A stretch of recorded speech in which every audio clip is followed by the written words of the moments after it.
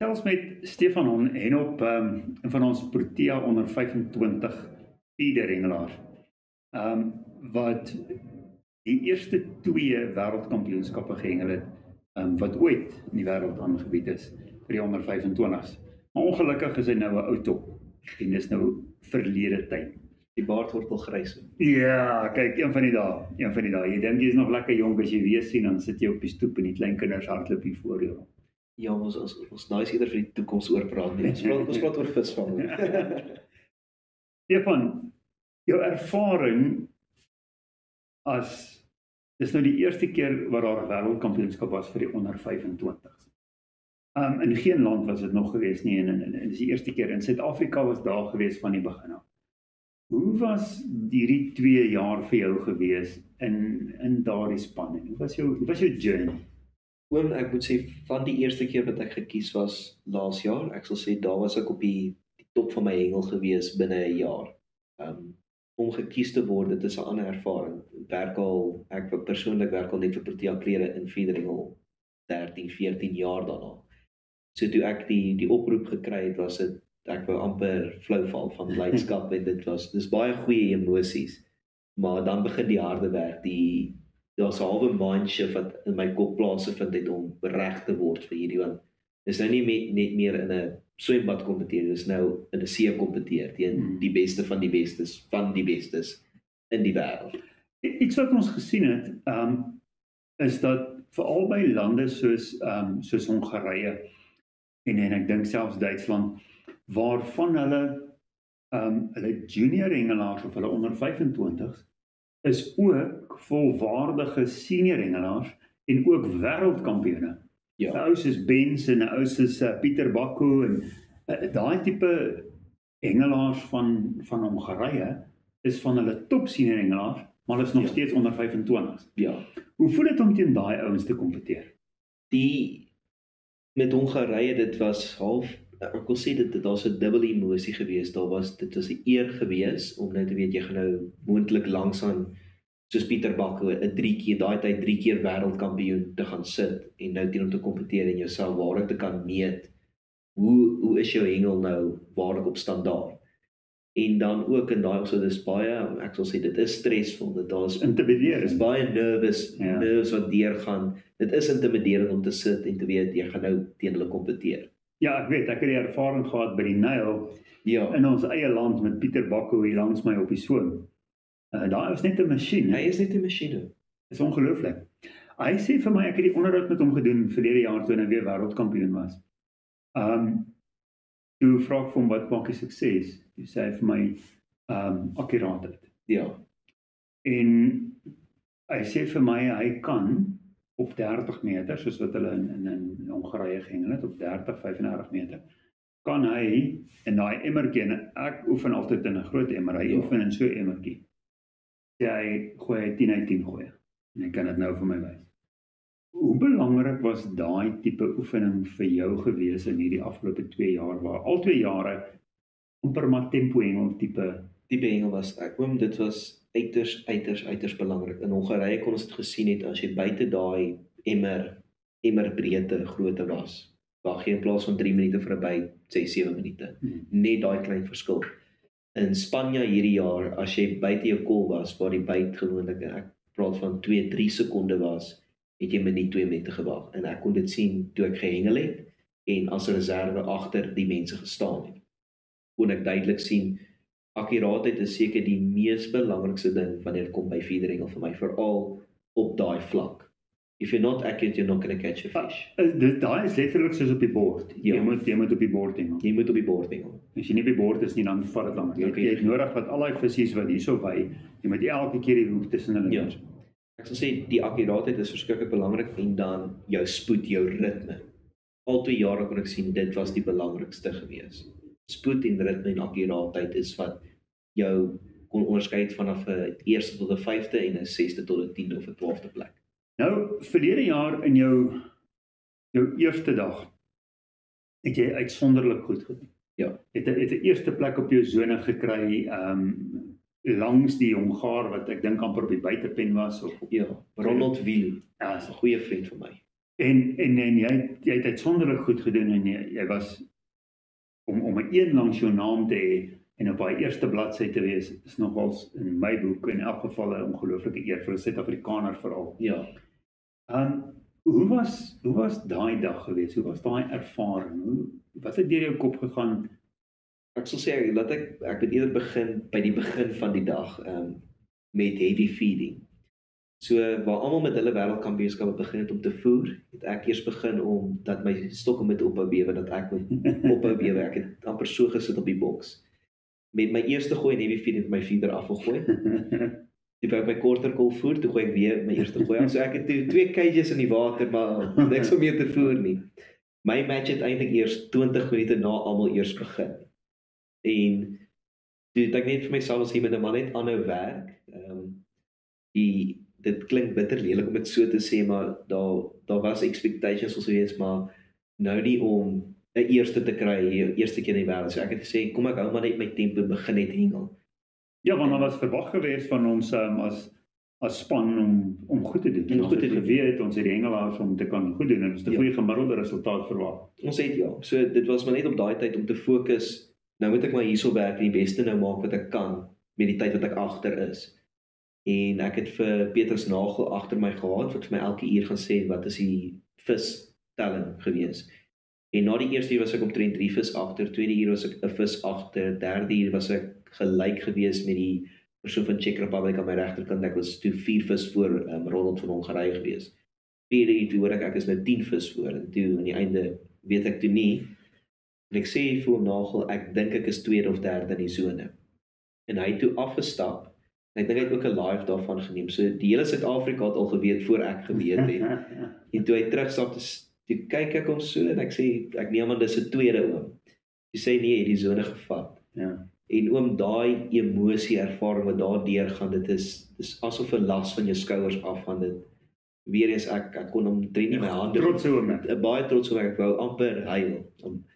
So dit was dis amper onmoontlik om dit te beskryf hoe dit voel. Nou daai onderhoud het ek ook gedoen toe die oomblik toe ek op Stefan se pen kom en ek het daai emosies redelik goed vasgevang en julle kan dit ook gaan kyk.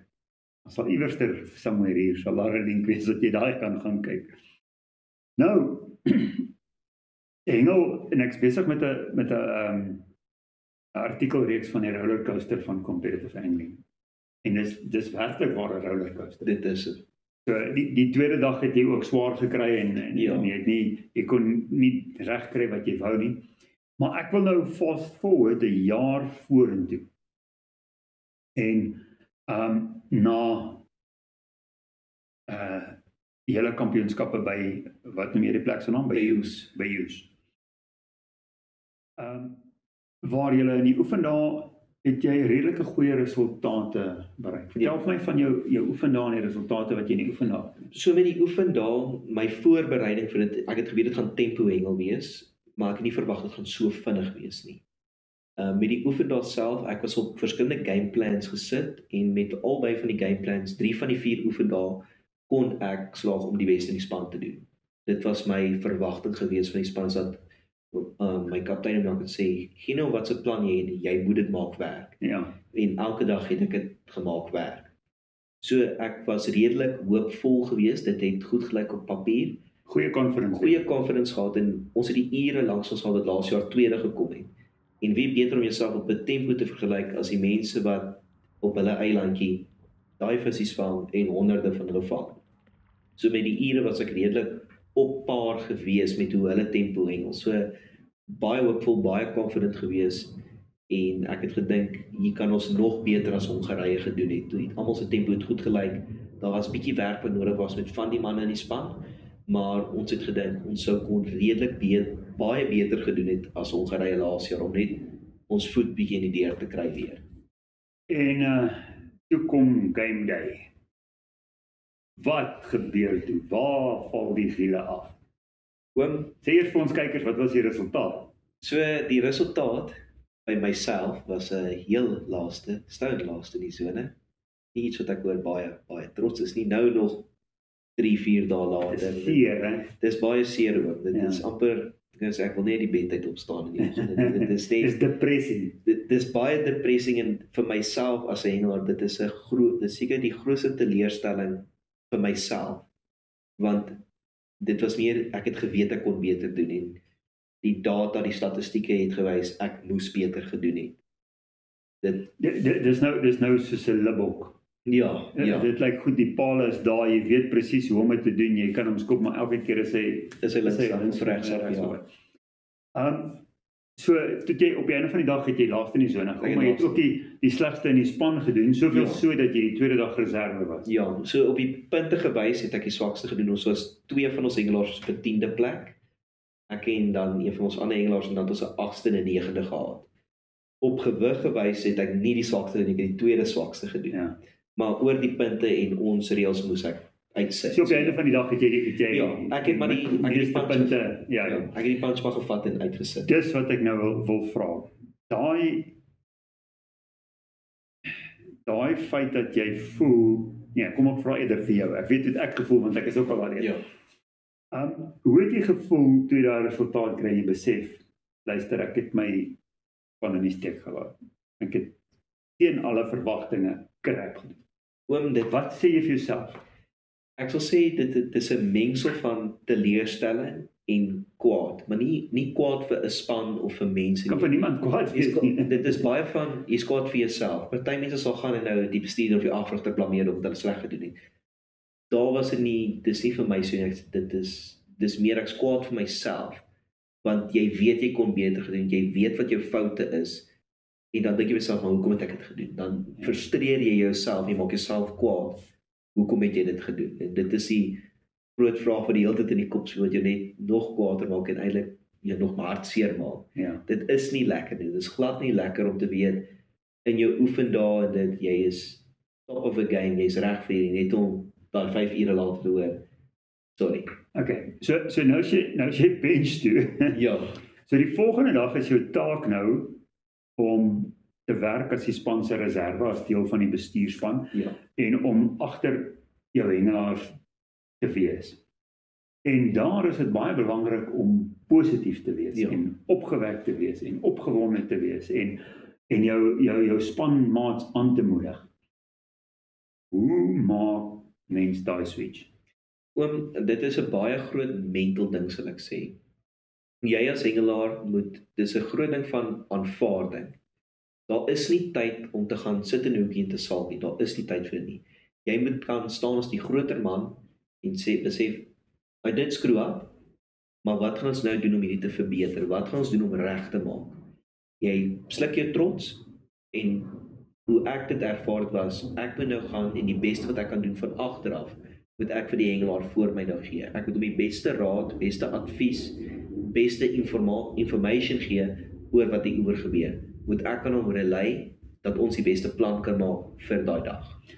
Okay, nou daar, die oomblik as jy dit begin, is dit ook dat dit dan positief spiral, dat jy as jy eers oor daai trappie is, dat dit word dan makliker. Ja. Word dit tel jy jouself dan makliker op, tel jou kop makliker op. Ja, jy doen en dan ook, ek voel die ondersteuning wat 'n mens van die huis af ook het, dit help ook verskriklik baie. Ja, daar is mense, toe ek terugkom in Suid-Afrika, was daar 'n bietjie negatiewe kommentaar gewees oor die span en oor my hengel vermoë en toe sê ek, weet jy wat, it's your opinion. En dan solank jy die beste gedoen het wat jy kon. Ja, dit is vir my belangrik, soos jy moet jouself en die ondersteuning van familie, van vriende af, help verskriklik baie om oor daai eerste trap te kom en dan van daar af is dit weer, ek sê dat jy gaan in work mode. Dan spiral jy weer op. Dan spiral op en jy staan in daai work mode. Maar hy kan ook afspiral as jy dit toelaat. Hy kan. Want dan is jy in 'n gat. Ja. So wat is jou raad vir enige hengelaar wat deur so 'n teleurstelling gaan? En ons sien dit by die huis, ons sien dit op die Prominies, ons sien dit by die SA's. Wat is jou raad aan 'n hengelaar wat so 'n slegte dag het? So my persoonlike raad sal wees, if it happens, it happens. What will be, will be. So as jy daai slegte dag gehad het, vat dit as 'n learning experience. Jy begin jouself vra van terme, wat kon jy beter gedoen het? Waar het jy jou foute gemaak? Identifiseer jou foute, van daar af sê ek, dis 'n herbouperiode. Jy gaan maar terug, staan net daai oomblik terug en dink, hoe kan ek myself verbeter? Dit is wat ek gedoen het, maar tyd gevat, teruggestaan en begin dink het. en dan is dit van daar af bou ek myself net weer op. Ek gaan hengel meer, ek sal nie sommer weer 'n kompetisie dadelik gaan intree nie, want jy is nou in daai herboufase, gaan hengel socially, gaan spandeer maar tyd en doen navorsing oor 'n venue waar jy wil gaan hengel. En dan is dit net, bou jouself positief op, gaan hengel, vang weer vis, kry die confidence terug wat jy verloor het. Dit is my herboufase daarvan. Gaan nou toe vir 'n naweek. Dit is presies wat ek so, dit is vir my nou net 'n herbou. Dit het nou gebeur en die wêreldkampioenskappe is verby. So ek het nou gedink hier is nou my herboufase. Ek het gesê ek gaan nie eers van 'n feederstok vat nie. Dit is nou weggebêre en ek het nou my karpstokke uitgehaal. Ek gaan nou rustig 'n naweek saam met my geliefde ander helfte gaan sit, 'n bietjie groot karpe teiken en net ontspan en herbou. Oor dit kom en weer begin. Wel, dis 'n proses, so sterkte vir die proses, maar ook well done. Dit verg nogal 'n bietjie guts om vinnig oor dit te kom. Ja. Want jy het nie tyd om te sit en sulk nie. Daar is die tyd. Get over it and get going again. Ja, en dis die leerproses uit dit. Dit is so. Maar well done en mooi opgestaan en Dankjewel. kop mooi opgehou en weet ons is trots op julle, maak nie saak wat julle doen en wie julle doen nie. Ja, nee, dankie baie. So Okay. ek leer dit opreg. Baie dankie. Wel, daar's ons vir ons leerprosesie of twee.